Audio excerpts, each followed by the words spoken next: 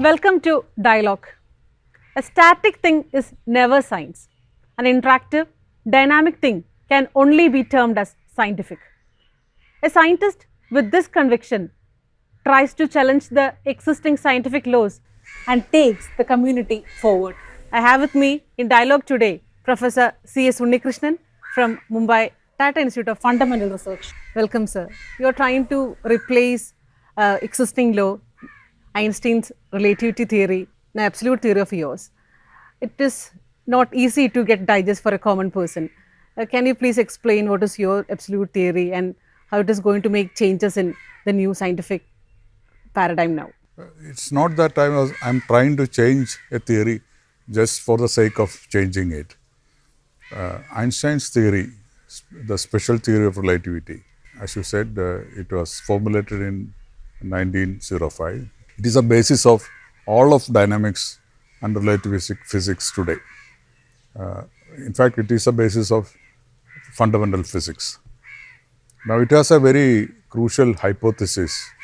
It says the propagation of light, the velocity of light is independent of the velocity of the source or the observer or anything. It's an invariant constant. This is the light hypothesis. And everything in the theory depends on this. Now, one crucial discovery I made about 15 years ago was, if you do a direct experiment to test this light hypothesis, then I find that it is not an absolute constant. It depends on the velocity of the observer. Just like the propagation of sound, very familiar wave, which depends on the velocity of the observer. Light behaves almost the same way. So, therefore, if that is so, the light hypothesis is not correct, which means the entire Einstein's theory is not also correct, and it has to be replaced by a different theory. And it so happens that I also knew what this new theory was. That required other lateral thinking, but I found that it's a gravity of all the matter in this universe, which is enormous. It is that gravity which controls everything in dynamics, in physics, including the propagation of light. Therefore, the universe acts as an absolute, unique reference frame for all physical phenomena, including the propagation of light. So, it's a drastic change from the paradigm we follow in physics today, where we say that there is no such absolute reference frame, there is no absolute time, absolute space and so on, which came with Einstein's theory. So, all this will go. An absolute frame is the universe as absolute frame is a reality. Then the Einstein's theory has to be totally replaced. It is not a correction. It has to be replaced with this theory which I am talking about, which I am calling cosmic relativity, aptly because the gravity of the cosmos controls all physical phenomena. So, that's a summary. So, as you said, your attempt to change was not intentional. So, when was the first spark that you are getting that there are several situations that you need to revisit the existing things? See, if you ask any serious student of physics, people who have studied physics with the intention of doing physics as a profession, as a career, as the main activity of life, then he would say that some of the fundamental hypotheses we use routinely in physics, including the light hypothesis, they are a suspect. We accept it as a faith, accept it on faith as a belief because it is consistent with many other things. But when we say there is a hypothesis or a postulate, that means it is not experimentally proven as a fact. Then it remains an object of doubt all throughout. Sometimes in a lifetime you don't get a chance to test it directly. But when you get such a chance, you should do that. And when I did that kind of a test, because I knew that I realized slowly that the light hypothesis doesn't have a direct experimental confirmation. Then I found a way of testing it. People did not find a way earlier. I found a way of testing it about 15 years ago, and I tested it. Then I found that it is not borne out. Now the theory is complete. I wrote a complete book about it. It's called New Relativity in the Gravitational Universe. It published this year. Topic is all about gravity, and we have been hearing this from Newton, and later came Einstein with space-time curvature concept and all. Now the absolute theory that you are proposing. So when did you feel the former concepts are incompetent or it is not complete? Yeah, so there are two aspects here. One, see, all our fundamental theories were completed before 1930. That means today's physics, the fundamental theories are special theory of relativity, then the general theory of relativity, which is a theory of gravity as well. These two are due to Einstein. And then there is quantum mechanics. So these are the fundamental theories which we use today. And they were all completed or considered complete before 1930. However, our cosmology started only in 1930. Before 1930, we didn't know much about cosmos at all. We knew Milky Way, some few galaxies and a lot of stars, that's all.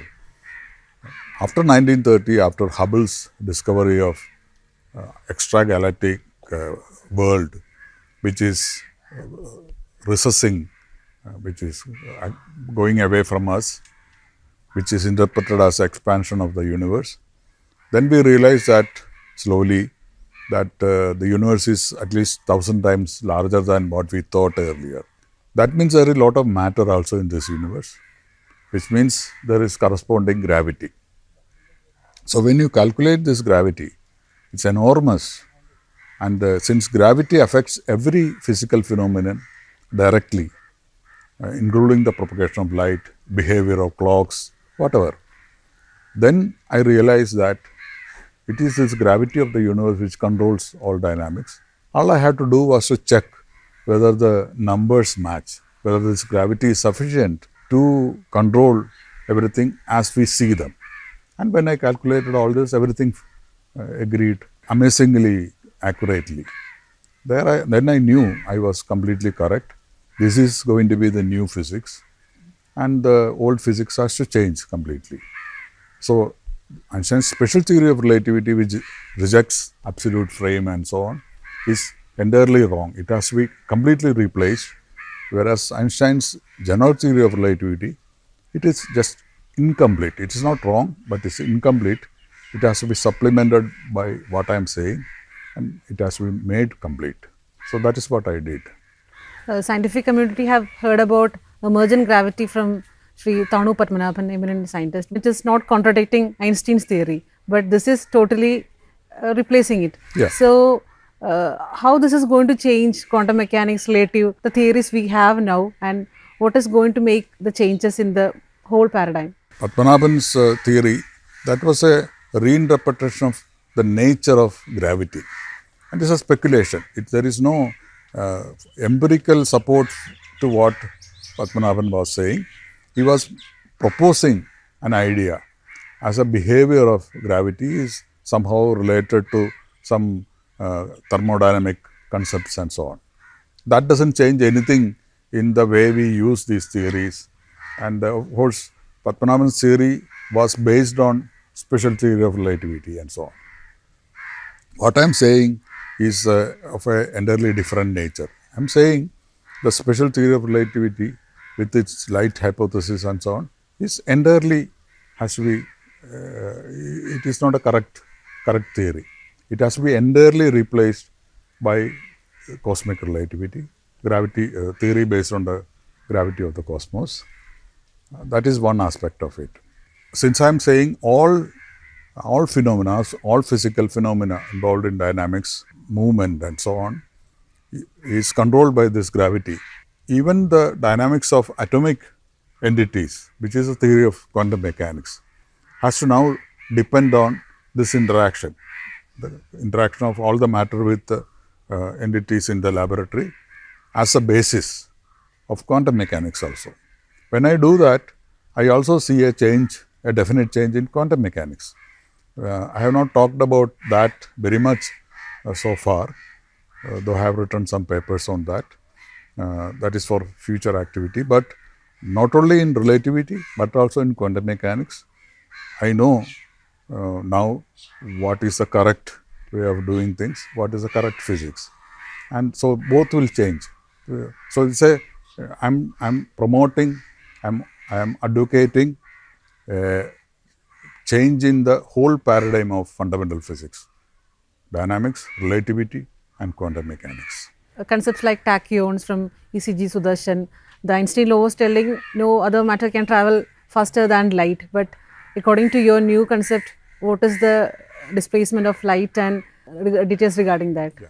So, see, in Einstein's theory, nothing can travel faster than light because of the structure of that theory, the mathematical structure of that theory. But in my theory, cosmic relativity, the gravity of the universe, all the matter in the universe controls all dynamics, including the propagation of light. So, therefore, the amount of gravity is related to the maximum speed which is possible, which happens to be the speed of light or the speed of gravitational waves and things like that. And nothing can go faster than this in this theory, because it is all controlled by, limited by this gravity, which means particles like tachyons also cannot exist in this theory. In Sudarshan's conception, the Einstein's restriction that nothing can travel faster than light is sidelined by tachyons because they are generated with a velocity larger than the velocity of light. So, they do not cross the velocity of light to become faster than light, they are created with velocity larger than the velocity of light. That was his conception. In this theory, nothing can be propagate faster than light because it is controlled, limited by this absolute gravity. So, tachyons are not part of this theory. We're expecting that we are going to get the ultimate secret about the universe, the Earth, from LIGO project. You are one among the scientists who is associating with that.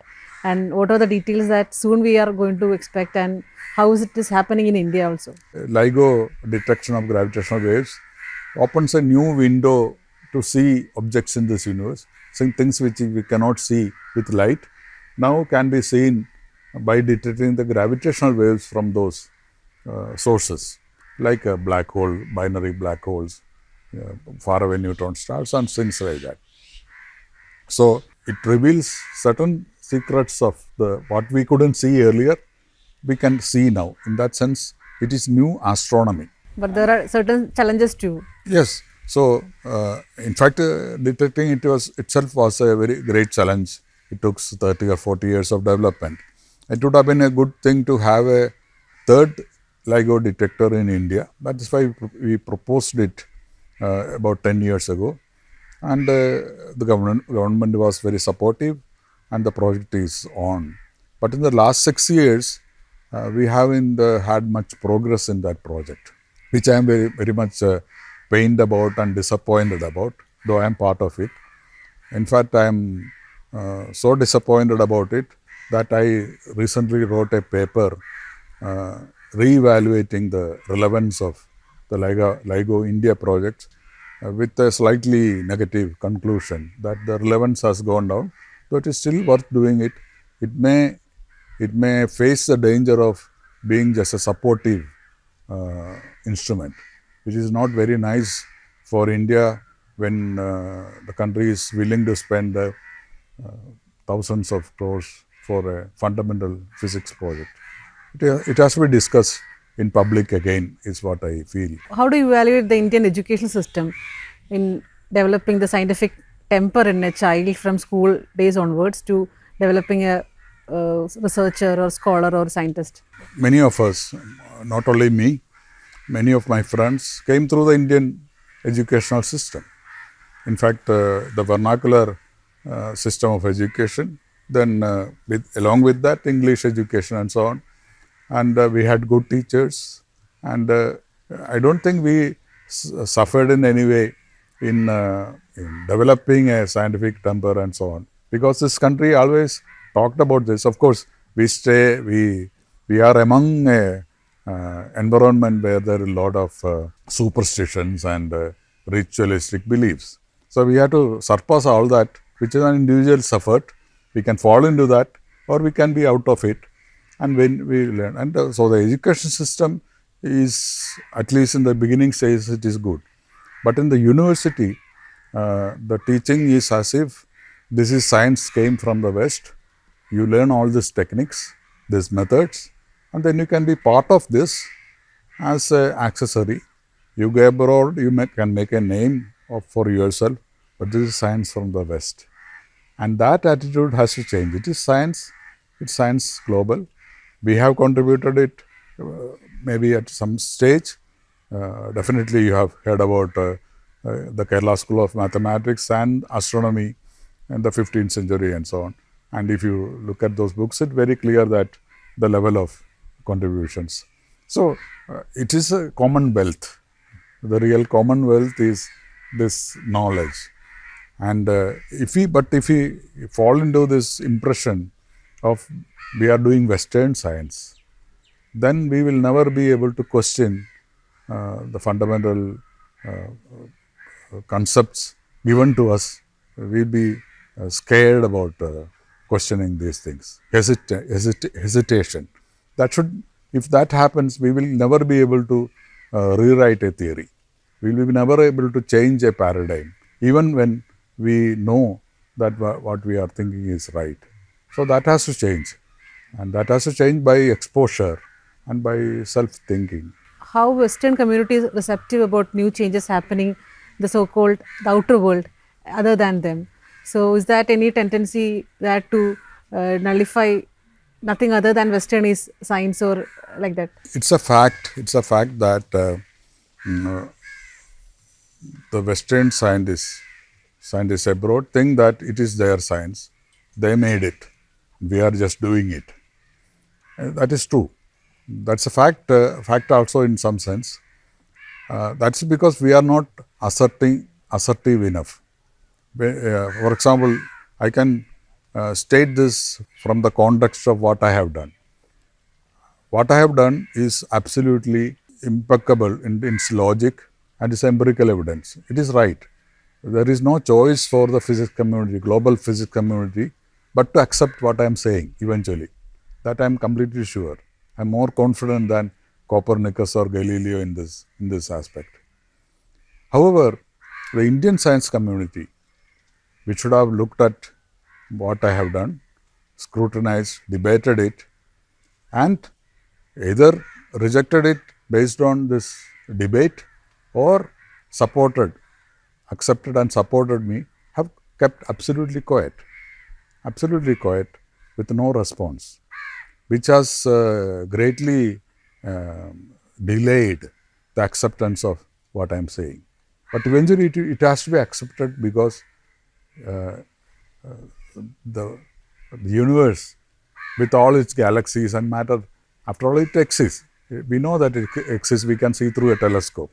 So the gravity also exists. If the gravity exists, then it controls all dynamics.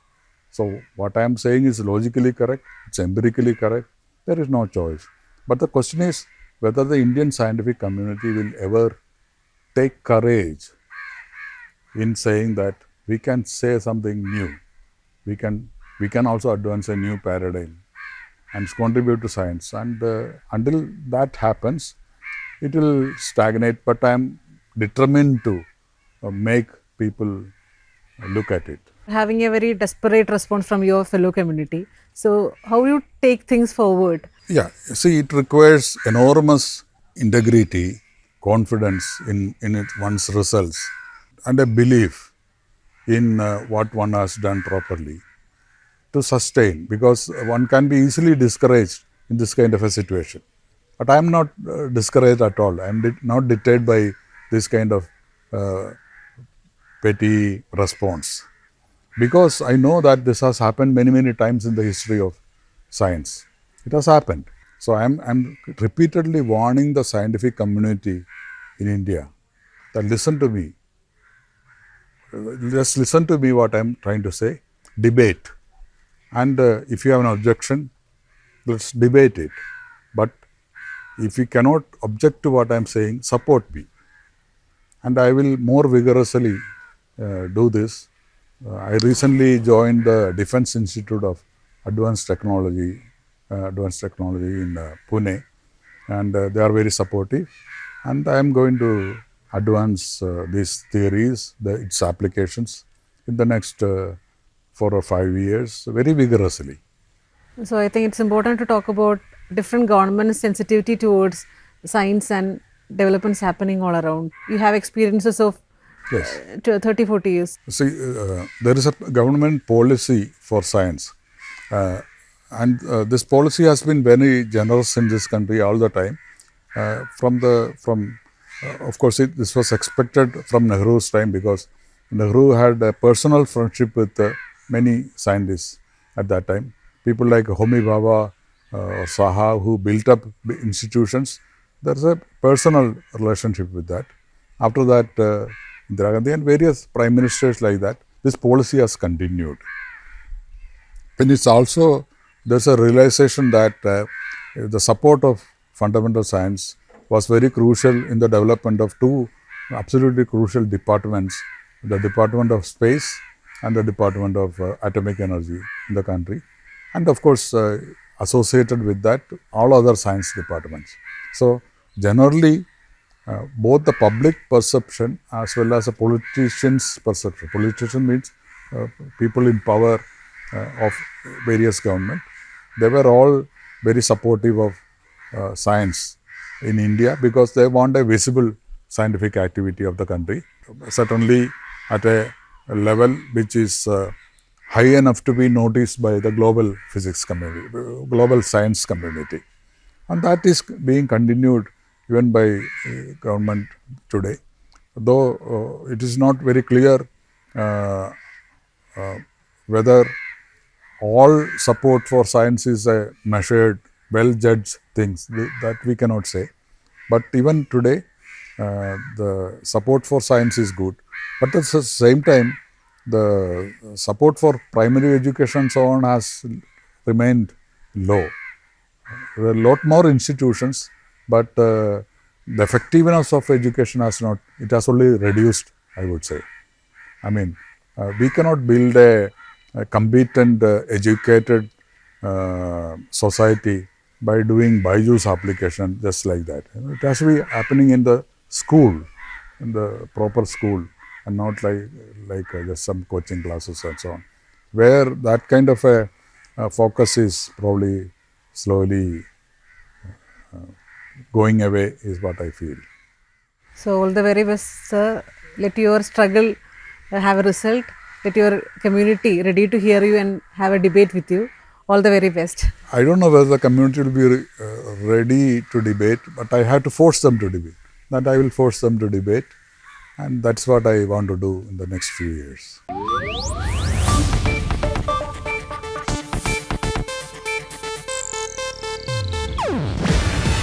ಇದು Asianet news network ಪ್ರಸ್ತುತಿ.